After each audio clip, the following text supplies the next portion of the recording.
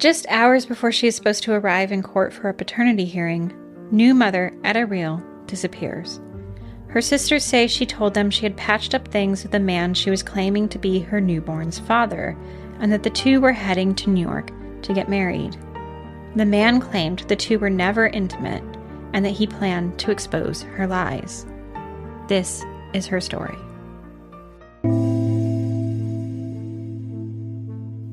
Hi, I'm Vanessa. And I'm Aimee. And you're listening to She Goes by Jane. At the end of this episode and every episode, we will be joined by a special guest who will read an original poem by Amy Baker about the women we're featuring. This week, we are joined by Marsha Mason.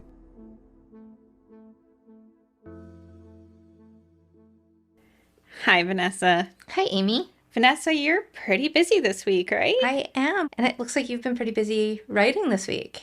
I have. But first, I launched Girl Hunt, which is a true crime newsletter, which really focuses on women and women's stories. So it's a little bit, it jumps off kind of some of what we talk about here, but it's its own thing. Yeah. So for people who haven't visited Amy's new newsletter, if you like the content we're putting out here, that's like a really good compliment to it. Because I've noticed that you put some things that are sometimes overlapping or things that are completely new. Yes. So it's a great place to get a little bit more content about missing and unidentified women, but like in a different way. Right. So like, for instance, I was curious how many of the women we've covered have been turned into ghost stories. So I did a piece on that. There's also a piece about like kind of some other crime elements. So yeah, it just kind of bridges off, and it's just a really different opportunity for me to do some extra writing and on topics that I care about. And I know that other people do as well. So it's been doing really well, and I hope people will go to girlhuntmedia.com and you can sign up for a weekly newsletter. But Vanessa, enough chit chat. Well, some slight chit chat. So like, I don't know if you've noticed, but I have been in a 1930s, 1940s kind of mood lately. Like a lot of the stories we've been telling here, like happened in that era. Are we still doing? Yeah. We're in the 1930s still? We are in the 1930s. And I confess, like, I think like sometimes when we tell stories that happened from that time, like they feel like they happened so long ago, almost like they're like myths or tales. But like every time I sit down and talk to you about them, like, and we talk about the women and the lives they lived, like, I just feel like we often have like all these like connections with them, like similarities of like their lives, our current lives, that like doesn't happen unless you talk about them, right? It's so weird because it feels so distant and different, but also so familiar. Right. Like so much like it could actually be happening now too. I personally, you know that I have an easier time sometimes discussing these because of the distance. Like anything like once we're in the 2000s, it's like, it's very difficult to talk about. Yeah. And like even in the 90s a little bit, because like, you know, being like a teen in the 90s, I was like the same age as a lot of the women we talk about. Yeah. But yeah, I do appreciate these older stories just for how it feels like. It feels like we're actually remembering, like bringing something into remembrance that is so far gone. Like these names don't get spoken on a daily basis, and it feels really good to talk about them. Yeah, and you know, I was thinking, because I was like, why am I like, because like I've just been like revisiting kind of this era, like these stories. I think it's like as well, like recently this year, I had been listening to this press conference, and I know I've mentioned it before, but I think it had a dramatic impact on me, which is basically there was this search for this woman named Mary Jane Croft Van Gilder, and she had gone missing in 1945, right? And this detective, his name is Adam Turner, he spent all this time trying to find Mary Jane, like looking for her and looking for her. And he was told by other law enforcement agencies, like, hey, the case is too old. We're not going to pursue any of these unidentified people that we have. No one cares about this. And like, she doesn't really matter. Like, there's no one alive today that like this matters to. And I was like, Yeah. because like the truth is like, on just a very basic level, like Mary Jane mattered. But on a secondary level, like the reason this man was looking is because her kids, Mary Jane's kids, had been looking. And yes, they passed away, but also their kids had been looking. So there's like this generational trauma Right. associated with it. So to say that nobody cares, like there aren't. There are still people who care. They just might not have Exactly. known her directly. Yes. And so, yeah, so I think like about that. And I think that was like a turning point. So I just want to say like as many of these women's names as possible. Because that pain and that absence of someone being missing that like just doesn't go away. Mm-hmm. And so that's definitely true for the story that I'm sharing today. And before we get into it, just a note of caution, we are going to be discussing suicide and suicidal ideation in this episode. I'm going to start this story in a bit of a different way, which is to read an excerpt from a newspaper article written by a man named Howard Handelman in December 1935. He's a man who understood the lifelong legacy of a missing loved one in a family's life. To preface all of this, he is writing about a toddler named Alma Hart Riel, who was, at the time of his article, 15 months old. Now, Alma's mother, Etta Riel, had gone missing the previous year in November 1934, and Etta lived in Massachusetts. So this is truly a beautiful and poignant piece that he writes. It begins, "The happy, healthy, 15-month-old baby does not know the fate of her pretty unwed mother, and had been a mystery to police of a dozen states for more than a year. As she plays peekaboo, the little rag doll clutched lovingly in her arms, she does not know the identity of her father, may forever remain an unsolved mystery. As she takes her first faltering baby steps, she does not know that someday she may walk for hours in the Oxford swampland, wondering if the body of her young mother is lying at the bottom of a bog. Today she laughs and makes faces at a mirror, not realizing that someday she may study her features in an effort to find a resemblance to a man who may be her father.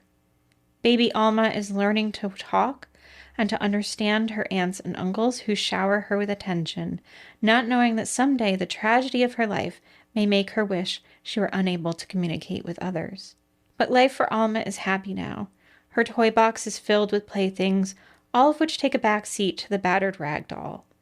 Although her vocabulary is limited to Dada and Mama, she talks incessantly. She gnaws at her playthings with her two little teeth, which had broken through her gums. The neighborhood children come to play with Alma, keeping her days busy. Now she is enveloped in the protecting shield of babyhood, oblivious to the tragic strife which had been part of her life." My goodness. So who wrote this? Just to recap that again. Howard Handelman? Yeah, so he was a reporter in the 1930s and covered the year, a little over a year after. Gosh, he Etta wrote went missing. beautifully. Yeah. Especially just like thinking these things. This is a very thoughtful piece. Yes, and it really speaks to what happens when someone goes missing and how does that impact someone for years Yeah. after. Yeah. So I was surprised to see it in the Yeah. 1930s. Especially since paper. so many people always are like, oh, it's lucky she's a baby. She won't remember. Yeah. And he was thinking through like what happens What to will her happen? long term. Yeah. We're going to find out more of what happens to Alma long term, but the author of this, he's right in many ways, but in many others, he doesn't know what comes next for Alma. Like for many years of her life, she actually won't be searching for her mother in the swamplands or communicate her loss. That's because for many years, Alma believed that her aunt and uncle were her parents. That's got to be a shock when she learned that. Yeah, so she learns this as a teenager. Wow. And she learns that her mother was named Etta and that she was missing. And at this time, her aunt and uncle also said that they believed they knew who her father was.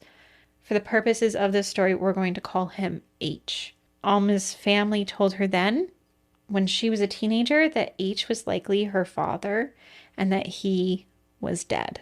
She had no reason to believe that this wasn't the truth at the time.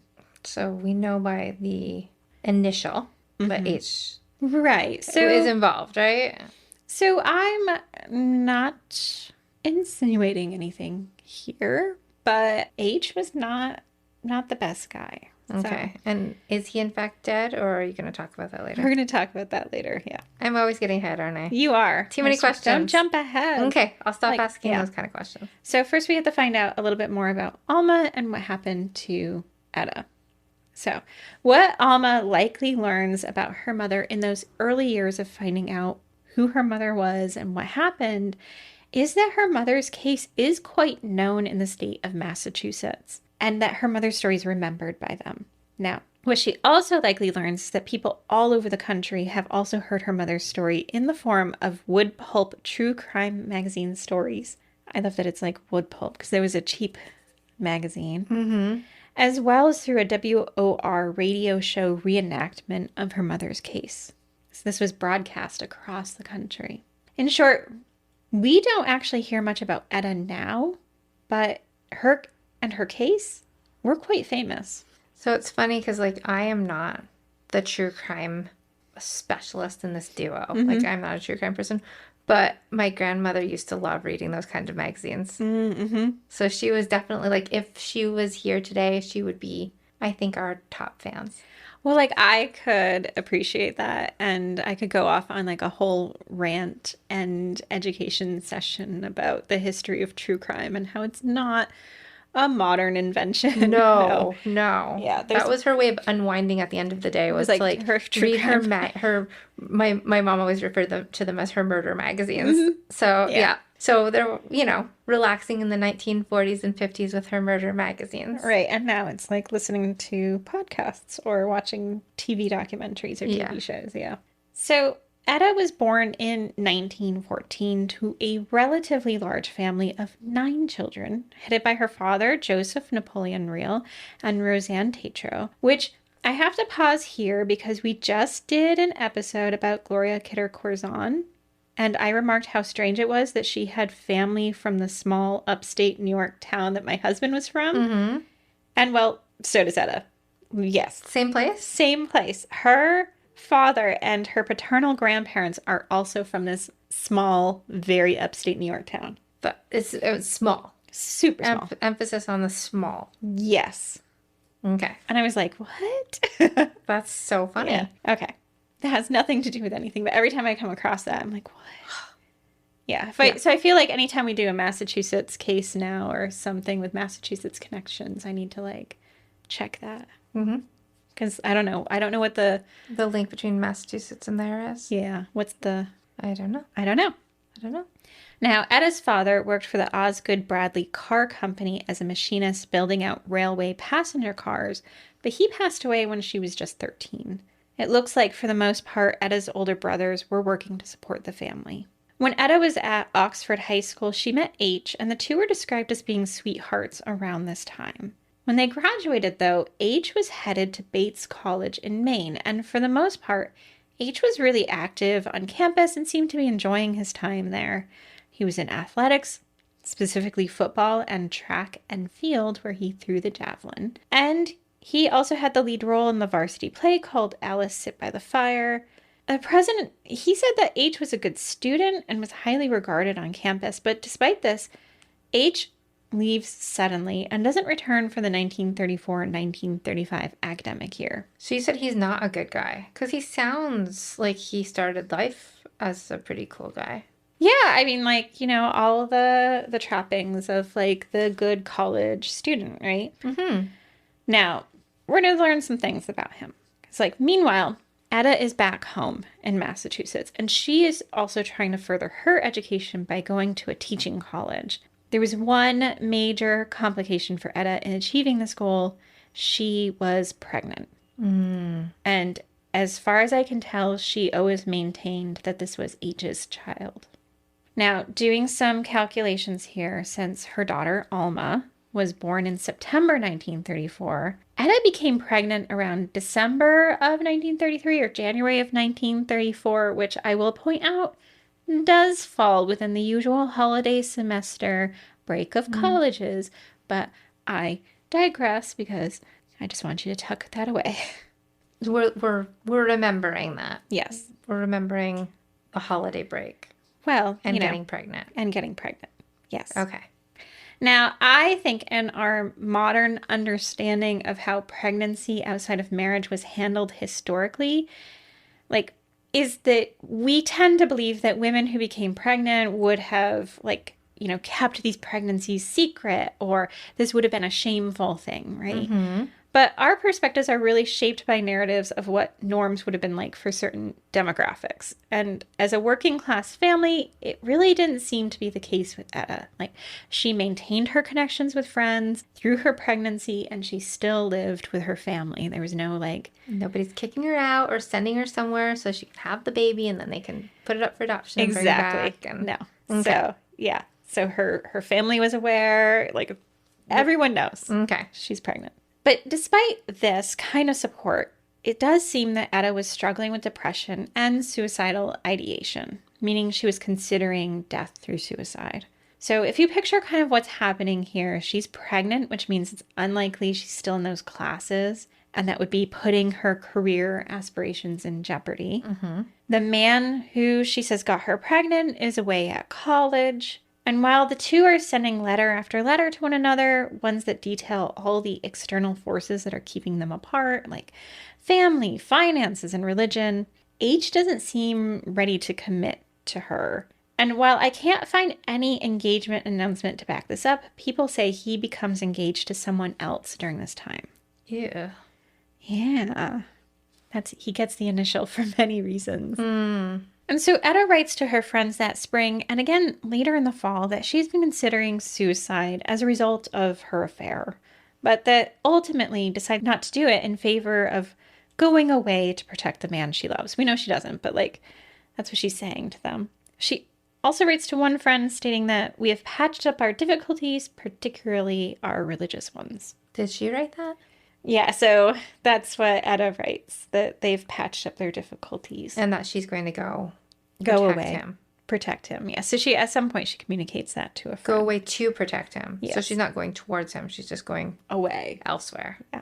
Okay. Now, though she doesn't name H specifically, many assume this is who she met when she's talking about we have patched up things or protecting him, right? Okay. And at times, she does seem really bereft in her letters, and at others, quite hopeful about their future. But, she kind of just swung between these two emotions regularly. Now, Etta gives birth to her daughter Alma on September 22nd. Because she's unmarried, no father was listed on Alma's birth certificate, something that I'm assuming was likely devastating to Etta. On October 8th, Etta wrote to a friend, "I wanted to kill myself last Sunday night. I promised myself to go on living for him as I have always done. I loved him and promised him all the happiness it was in my power to give." So again, we're staying alive for him, Mm-hmm. the dude, possibly H, Mm-hmm. not for the child, though. Yeah, so she's really wrapped up in this love affair. with Okay. him. Yeah. Again, she's not specific about who the he is. We're just going to make this assumption that it's H, because actually after her daughter's birth, she does take her paternity charges to the next level. No longer does she want it just assumed that H is the father. She wants it known. Okay. So she actually presses charges against him, charging paternity, and he's arrested. He does get out on $800 bail. Yeah. I'm confused. So, yeah, so basically at Please this time... explain. Why is he getting arrested? I get that he's not a great guy, but why would he get arrested over this? Right. So it's different laws in terms of pregnancy outside of marriage, that kind of thing. So she gets him arrested basically to force a paternity suit. Right. Okay. So she basically wants him listed on the birth certificate, but for that to happen, it has to go to court. So the processes are a little bit different. Without Yeah. Okay. So DNA or anything. Well, okay. So the trial is set for November 22nd. That's where he's going to publicly face her accusations that he's the father of her child. Okay. And because I was wondering this too, in the 1930s and 1940s, there was kind of this new understanding that you could actually prove paternity in terms of heredity, right? Okay. So primarily at this time, this would have been done through blood typing. Okay. Okay. Right. So they weren't like comparing like this eye color, No. or this nose shape Yeah, we weren't there. on this little No. squishy No. baby. No. So Okay. they're doing, blood typing. Okay. So It's not sophisticated. It's not great, but it's not way off. But also, it could be way off because who's Right. to say your two boyfriends don't have the same blood type? Exactly. Yeah. Right. Yeah. So this is what she's pursuing. Not saying that she has two boyfriends because I don't think she does. Right? She just has. She might. She might. I don't know. Etta. We love Etta. Okay. Okay. Now, okay. At the time, though, H is publicly maintaining that he has never had sex with Etta. Because he, yeah. Yeah. Is he just? Do we think he's just lying, or did maybe he not? Well, so at this time, I don't know, right? So he's allowed to kind of go around and say, like, I didn't have sex with her. Therefore, I did. can't be the father of her child, right? Right. Because like, how would you prove? Mm-hmm. Either way. Right. Huh. Yeah. And so she's really trying to do this heavy lift here and proving that he's the father of her child. Can you imagine how many guys were like that? Yeah. Not having to take responsibility, especially married ones. Like, no, we never had sex. Yeah. And, so I don't know when the engagement happens, but I do know he is engaged to someone else. And so if he's engaged at the time, like he has got this extra measure of like not wanting that to come out. Right. Well, like there's his parents, there's any like Yeah. people at school or like future employers, and then the girlfriend. Right. The actual girlfriend. Yeah. So And I want to be clear here because I've seen photos of both H and Etta, and like Etta was doing some charity work here. was he dating up? Way up? I think so. She's a cutie, and I've got some concerns. But yeah. Now, on November 20th, so to back up, because we want to remember this date, the trial is set for November 22nd to prove paternity. So he's got to go to court because this is what's happening. Now, November 20th, Helen Kennedy, who is one of Etta's friends, went shopping with her. And they went into, oh my God, Worcester, Massachusetts residence with your town names. Worcester. Oh, God. Yeah. It's like it's the Worcester. Oh, there you go. Okay. Now, they're going shopping. Or is it Worcester? I don't even know. No, I just confused myself. Maybe it's Worcester. Because I listened to like the audio of Worcester? a man who was telling me how to pronounce it correctly, but he also has a Massachusetts accent. And so I can't say it like he said it. So Worcester, I'm sorry. Worcester, whatever. Massachusetts. I guess Anyway, you guys know, right? We'll just move on. Let's not say it ever we're again. so ashamed. Okay. Now it's okay. So they go into that town, Okay. and they're shopping for some clothes that Etta can wear to court for Etta's case against H. Helen said that at the time, Etta seemed in excellent spirits, and Helen's described as one of Etta's closest confidants, so she would know. Okay. And she says that Etta had confided in her all of her secrets, but that she didn't think that Etta was considering suicide at the time. So it's been in the letters, but not like voiced. well, not voiced in Or this not. time, at this time when they're shopping on November 20th. Okay, so just like She's not talking right to her now, about, we are not thinking about it. no, we're not talking about it with Helen. We're shopping. We're getting ready for court case, right? Okay. Now, so she's focused on this court case. On November 21st, Etta was over at her friend Teresa Paraso's house getting her hair set. Like, I get the sense that this is in preparation for the court hearing, which would have been the next day. It was 10 o'clock p.m. when H arrived at this house. Now, the Parasos, they say that H was really pushing for what they described as a renewed friendship between the two, between him and Etta, and that Etta wasn't interested at all. Eventually, though, H does offer to drive Etta home, and initially Etta also rejects this as well. But perhaps because it's really late at this time, or she's maybe feeling amenable to what he's saying, she does say she'll go with him, but only if Teresa will accompany them. Okay. We're not making it to the court case, are we? No. No. Now, they head out of the house together. So it's Teresa, Etta, and H. But for some reason, Teresa gets left behind. Oh my gosh. Okay. Okay. Now, we only have H's word for what happens next, but he says that the two of them talked in the car for quite a while and that he made clear that if she continued to press for paternity, he would reveal that she had been sexually involved with other men. And is there any truth to that? Well, we don't know, Okay. right? But he's just gonna say that regardless. going to say that regardless, right? Okay. Now, if that conversation went the way he claimed, it doesn't explain what happens next. At around 1 a.m., they arrive at the apartment house that Etta shares with her family. Etta heads inside and H stays in the car. Now, inside the apartment, Etta starts scribbling a note to her sisters on the back of an envelope. Her note says, "I'll be back this weekend after Snoonie," which is her nickname for her daughter. "Please don't worry." I feel like you want to say something about Snoonie. Well, first off, Snoonie is adorable. I don't know where that came from, but it's really cute. But are we skipping over the whole court case thing? Well, okay, Like so she's leaving and then she'll only come back on the weekend? right. So she says, Are they heading somewhere else for the court case? Is that why? no. So No. she says she is like leaving with H. So they're skipping the court case at this point? Sounds like that's what she's saying. Okay. And she'll be back after the weekend for Snoonie. For Snoonie. Yeah. What a cute name. So cute. We'll be back in a moment.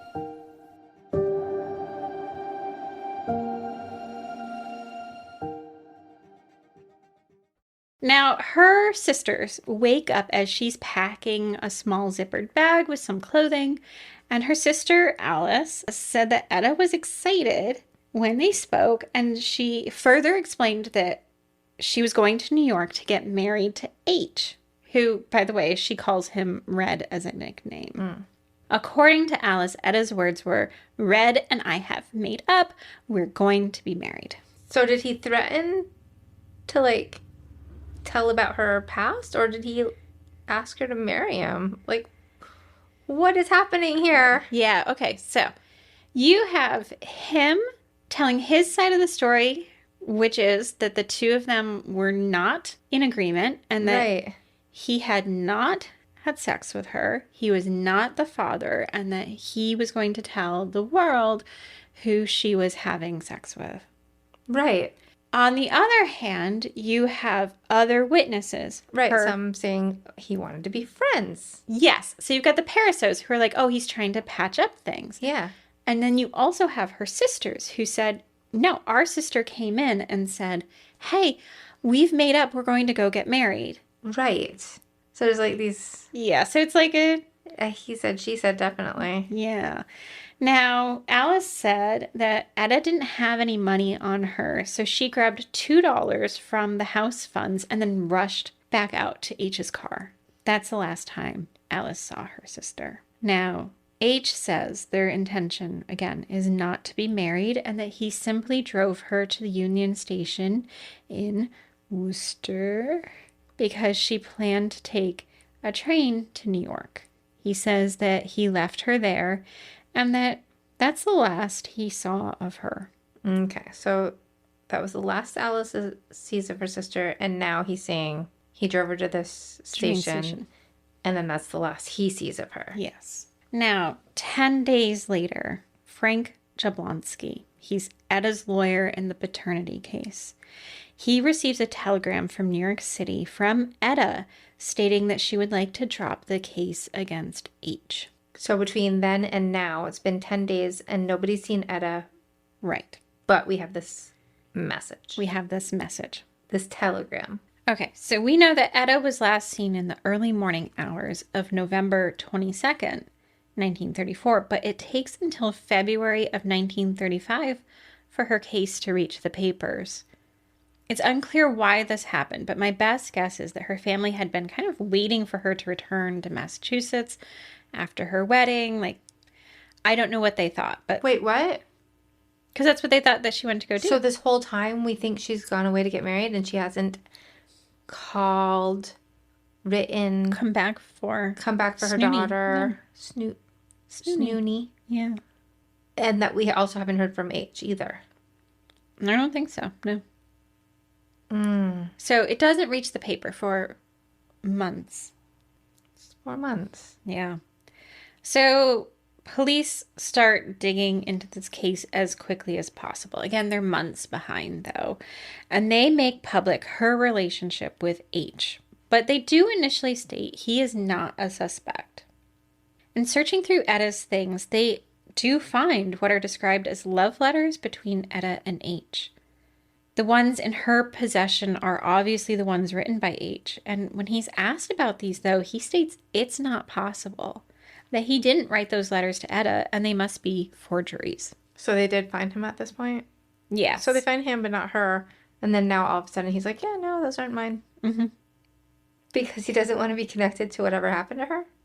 Yes. Is that what we're going with? I think. Because, like... But he doesn't want any connection with her at all. So he goes to, like, no, we dated, to, but we didn't have sex, to, oh, I didn't even write those letters to her. They must be fake. Yeah. It's confusing, like, what's going on in his head. Yeah, so there's some distancing behavior there, right? Mm-hmm. Now, police also do soon hear of the telegram her lawyer received, and they start investigating that angle. Because if Etta is in New York, they need to know. Their first order of business is tracing where the telegram was sent from. They soon learn it was, indeed, sent from New York City, but from a cigar store on the corner of Lenox Avenue and 94th Street. The telegram says it's from Etta, but it also gives an address where she's staying. In investigating this address, they go to 125th Street, where it says she's living, and instead they find an empty lot, only occupied by a pile of bricks. Now, do you have some thoughts on that? You're making a face. Like, H is doing things. And That's what saying you it's think? Etta. That's what I'm going to think. Okay. Now, Yeah. while in New York, Deputy Sheriff Arthur Keefe, he says he pays a visit to Mrs. Gertrude Holden in Flushing. She taught both H and Etta in her classes at Oxford High School. He asks her to do a handwriting analysis between the letters that she had in her house and the love letters that she found at Etta's. And you're like, ooh, where's that going to leave? Yes. But my favorite part of the reporting on this is they don't actually make clear what conclusions were drawn from this analysis. Oh, I was expecting, like, Yeah. something fun. No. They made, like, such a big deal about, like, doing this handwriting analysis, but they don't actually say, like, what. So Miss Gertrude Holden in Flushing couldn't figure... No. Well, Okay. Maybe she did, and they just never specifically said she did. I don't know. Huh. But what they do walk away with, though, is the certainty that something is indeed wrong and that something could have happened to Etta. Well, obviously, I mean, if we have a groom but no bride, like, something wrong's happening. Well, again, so that's what her sisters are saying is like, hey, this is the conversation that happened. Like, she said she was going to go get married, but H is still saying, like, that was not what was happening. That is not true. Mm-hmm. Now, one of the earliest investigative theories that takes hold is that Etta may have been murdered the night of her disappearance and buried in North Cemetery.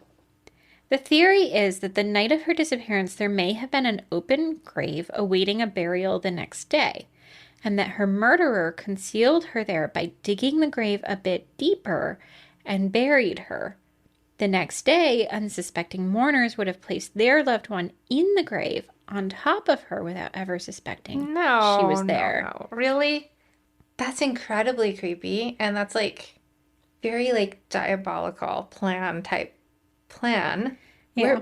Where did that come from? I mean, okay, so to me, this seems like a joke meme. Like, how to get away with murder. Yeah, right? like, this is, like, what you'd expect, like, a cartoonist or something, right? To, Yeah. like, put as, like, a funny thing. Right. So I was like, where is this even coming from? Because, like, I Right. can't figure out, like, what, like, why is this one of the earliest conclusions that they've drawn? And I really didn't know until I learned that H's stepfather was actually a gravedigger working in North Cemetery. Okay, so So I think this is their way of saying we're suspicious, we're pointing the finger really directly at H by saying this, but without naming. without naming him. Yes. But we're also coming up with a really intricate plan on what happened. Right. is there ever any evidence to back this up? Well, okay, they do find one possible grave that coincides in terms of the dates, and that's for a man named Louis Druzebicki, who died of heart disease at the age of 32. Now, the papers describe him as an obscure citizen. Those are the words they use. But you can see actually from his grave marker today that he had plenty of family in the area. He's not an obscure citizen. Now, the only way to prove or disprove this theory is to dig up Louis. And sentiment on this is really divided. It sounds like some of the investigating police are all for it. They're ready to go. But District Attorney Hoban, he keeps putting the brakes on this. He's like, we are not doing this. I mean, honestly, they wouldn't be digging him up. They'd be bringing just his casket up and checking below and then putting him back. Right, which I'd be on the team for that. for it. Because I bet he would be, like, if there was somebody buried under me, I want them to do what they need to do to see. Well, you would be dead, so you Yeah. wouldn't know. But I'm telling you right now. Okay, if this is ever... That if that happens, Okay. and there's rumors that somebody's been murdered and placed below me, Dig you you have up. my full permission Okay, to check. you are on record as saying that. Yes. Yeah. I don't know. I will be like cremains or I will Well, be yes. at a science institute, so I don't know. But, like, if they have to slide you over Right. to find the murdered remains, do you give You permission? they are welcome. Yes. There you go. Now, one of the reasons that the district attorney Hoban is successful in kind of putting off this idea, though, is that people keep reporting seeing Etta. Yeah. Now, one of the principal sightings is from a man named Hugh Stacy, who claims he just saw Etta that February. Now, Vanessa, you and I've been talking about missing women long enough to know that a lot of these sightings, particularly like once the stories are all over the media, they're pretty common and most often they don't check out, right? Right. So that was going to be my next question is, does Hugh Stacy know her personally? Yes. Oh, he does. Yes. So he's not just some guy that's being like, yeah, this girl looks just like her. No, so he actually, there's a lot of validity here, a lot of weight given to it because his brother is married to one of Etta's older sisters. Okay. So obviously he would recognize he her. would. Did he talk to her? No, so he says he is in Copley Square in Boston on February 7th when he is waiting on the street and he sees a passing streetcar with Etta inside.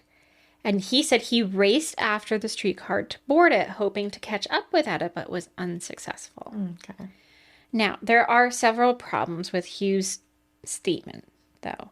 One, he actually hasn't seen Etta since the summer of 1932 when they both briefly lived on his brother's and her sister's farm. And like, I can be kind of forgiving of that because they did spend time together. They are family, right? Because, and also how much can Etta have changed between those two times? But the other issue is that on Friday, so he sees her on Thursday.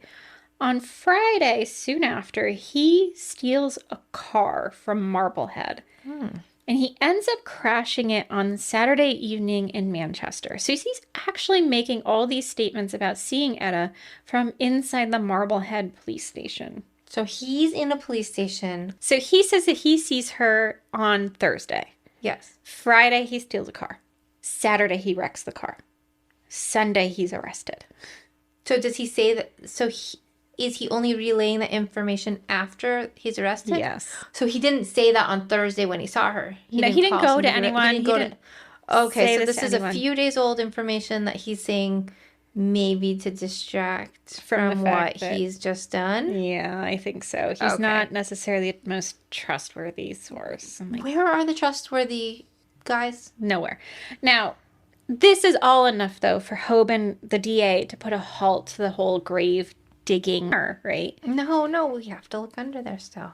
Right. So, but they do investigate. They follow up with his statements, Hugh's statements, and they say, like, no, they debunk them. Like, in the meantime, though, more people start popping up saying that Etta, they've seen her over the past few days and weeks, including people who know her well. So again, this seems promising, but interestingly, they all describe her wearing the exact same thing she was last seen wearing when she disappeared, which is another thing we've seen It's a lot of, right? interesting, but not so interesting because it's what people do. Yeah. Now, the same outfit that's described in the press. Right, not a new outfit. No.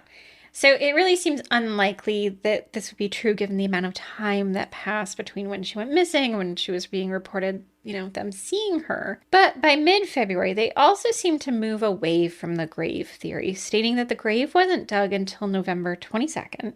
And if she went missing in the early morning hours of that day, it was unlikely she would have ended up in there. So, the grave wasn't dug until after she was last seen. Now, by February 14th, D.A. Hoban is making public his desire to find Etta. He states, "I wanted enough men to check every single clue in this case and do it quickly. I'm not going to be satisfied until we have ascertained whether Etta Riel is alive or dead. If she is still alive, we want to know where she is. If she's dead, we want to know by what manner she came to her death." But the case is really not going anywhere. On February 16th, they bring H back in for questioning, going over what happened for 7 hours, and he sticks to his story that the two talked in his car for an hour before they parted ways at the train station. Finally, on March 1st, another clue comes in. This is that on the night of her disappearance, workers at Union Station reported receiving 3 phone calls. The first is from an unknown man who asks a station attendant to look for a girl by the name of Riel at the station. The second comes in a few minutes later, and it's a woman's voice asking if they find the Riel girl to hold her there. And the third call is a few minutes later, also a woman's voice asking if they found the Riel girl, and when the attendant said no, the woman hung up. So this is from the workers at the train station. Yes. That's really weird. Right. Now, obviously, these are very suspicious calls. Mm-hmm. What can we make of them? Obviously, whoever's calling would have had to known that Etta planned on being there that night. And to my knowledge, the callers, they've never been identified, but neither have they been fully proven to have happened. So that's kind of floating in the air. That just seems weird. Yeah. Now, either way, those calls don't bring investigators any closer to finding Etta. At the end of March, as the weather began improving, some hunters and woodsmen start searching the woods in the area. Because there's no evidence that she's alive, they're convinced that Etta is dead and that her body is somewhere in the area. This starts out as a small group of about 12 to 20 men, and it soon grows in momentum, and law enforcement joins them in early April, and then the Civilian Conservation Corps sends workers from the East Douglas camp, and the Boy Scouts come on board as well. At one point, they estimate as many as 1,000 searchers are scouring the area looking for Etta. Now, this isn't easy terrain to search. This includes at least 15 ponds, one of which they've described as bottomless. Spoiler, it's not. Okay. But also there are caves, and it's a heavily wooded area. Etta's sisters, Alice and Sarah, join the search, and they're also joined by their brother, Donat, who states that he does believe that Etta is dead. Notably, not part of the search is H. When reporters ask if he plans on joining the search for Etta, he says no, but will if they really want him to. Such a weird response. This guy's just always going to do the weirdest thing. Right. Now, eventually the men have to abandon their search. First, the weather gets bad, and again, there's no trace of Etta, so they just don't keep going. Now, long after this, a man named Joseph Gothrow arrives in town. Police have been quietly looking for him for months in the hopes that he knows where Etta is. The two, at minimum, are friends, but there's also rumors that the two could be romantically involved. Now, I love that Joseph, in all the other places that I've seen him mentioned or podcasts that cover this, I see a description of him being a prize fighter, as in boxing, but also they leave out that he's a tap dancer. And he's been out of the area because he's been going from town to town. At one point, they had heard that he was dancing at a nightclub in Miami, so they tried finding him there. They looked for him in Mobile, Alabama. Now, when Joseph arrives in town, police bring him in for questioning because, again, they've been looking for this guy for a while. But Joseph didn't even know Etta was missing. He hadn't seen the news reports. He did say that Etta had written to him a few days before her disappearance, but that the letter was of a personal nature and he didn't want to share that with anyone. Part of me respects that, but then part of me is like, well, maybe for evidence sake. Right. Like help out here, my Yes. friend. So that's really where the case sits for a bit. They haven't found Etta's body. Joseph ends up having, no information. No one is revealing any more information about Etta. But the thing that doesn't go away is that rumor that she's buried in North Cemetery. The push for her to look for her there, that never goes away. And in 1937, so at this point, about 2.5 years after she disappeared, District Attorney Hoban says no, they're not going to dig up the grave.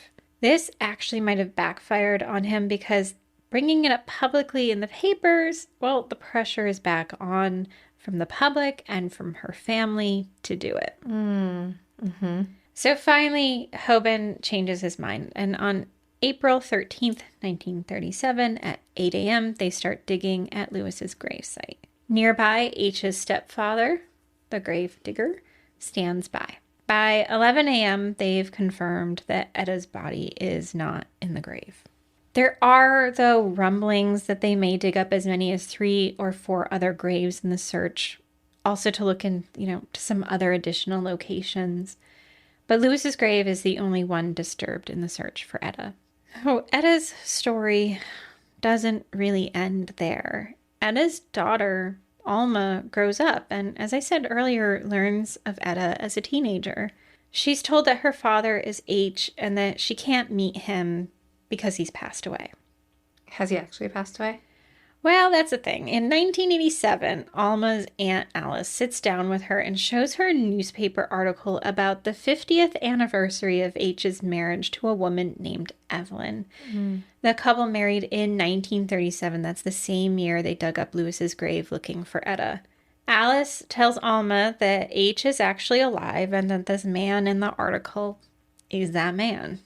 In learning all of this and about her mother's fight for paternity, we know that at some point, Alma, through legal means, compels H to have a paternity test done.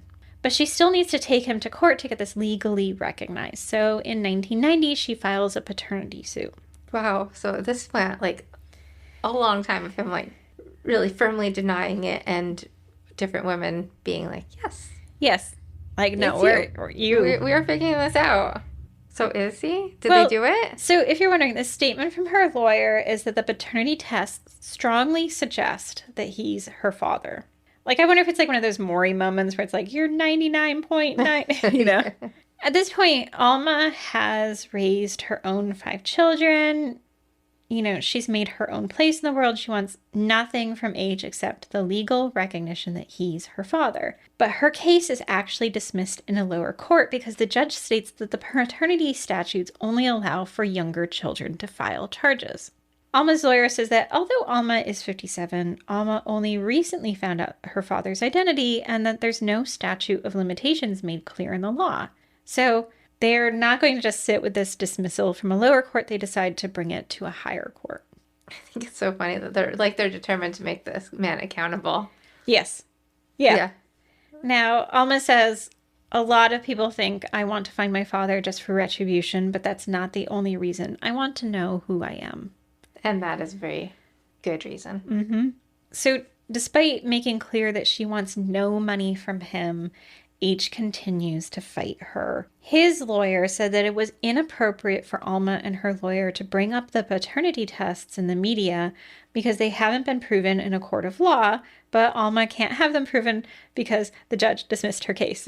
Jeez. Right? Now, in July 1995, unfortunately, Alma's claim is rejected. The judges unanimously declared that she has no legal basis to ask the courts to declare that H is her father because there is no, in their minds, substantial reason to do so. Basically, why are you involving us in this? Right. In their ruling, they make clear that if there was a substantial reason, say that Alma was trying to have paternity proven so that she could be included in an inheritance, she could pursue that. But Alma always maintained that that's not what she wanted to happen in this case, so she didn't pursue it further. Right. There's no legal measurement for somebody wanting to claim their own identity. Yes. Right. So they're if you had a reason, you wanted to be listed as, on his inheritance, as a beneficiary of his, estate. But Right. she wasn't. But just for curiosity's sake. Yeah, so the court was like, nope, we don't get involved in this. Now, in 1998, H passed away without legally being declared Alma's father. Alma also has since passed away. In her death notice in 2006, her death notice included H's last name. He no longer had a say in what name Alma could claim. Like, what a tribute to her mother that Alma continued her fight. Like, the one that Etta was just like hours away from having heard and having her day in court when she disappeared, right? But though this was important to Alma, finding her mother was even more important. This is not something that happened in Alma's lifetime or yet in ours. Alma said she wanted to find her mother so that she could bury her and show the world. And then these are Alma's words. Etta Riel lived and Etta Riel died, and that Etta Riel walked the face of the earth. We are now going to listen to Aimee's poem, At the Kitchen Table, read by Marsha Mason. Marsha is a 4-time Academy Award nominee for her starring roles in The Goodbye Girl, Chapter 2, Only When I Laugh, and Cinderella Liberty. Marsha has received Golden Globe Awards for her film roles and an Emmy Award nomination for Frasier. TV credits include Grace and Frankie, The Middle, The Good Wife, and Madame Secretary. Broadway roles include Impressionism with Jeremy Irons, Steel Magnolias, The Night of the Iguana, King Richard III, and Cactus Flower. At the Kitchen Table. Etta Riel, 20. Missing since November 22nd, 1934, from Worcester, Massachusetts. After the train left the station, and the harsh November wind swept the last of the leaves from the platform, your daughter waited, still in her crib, the moonlight pooling around her limbs so deep she felt like she would have to swim to the other side of sleep to find you again. After every star-filled sky you made, that's where you left her. Her Cupid's bow mouth and skin still dusty from birth. What if we could return to that minute? Find a woman so hopeful for love, opening the door to a future she believes in, and sit her on a kitchen chair, gather her sisters around her, a coven of protection, their dark heads leaning into one another as their laughter fills the room. What if we could? It would be so beautiful.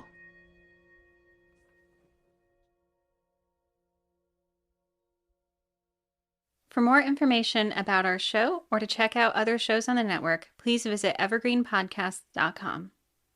Bye, Vanessa. Bye, Aimee.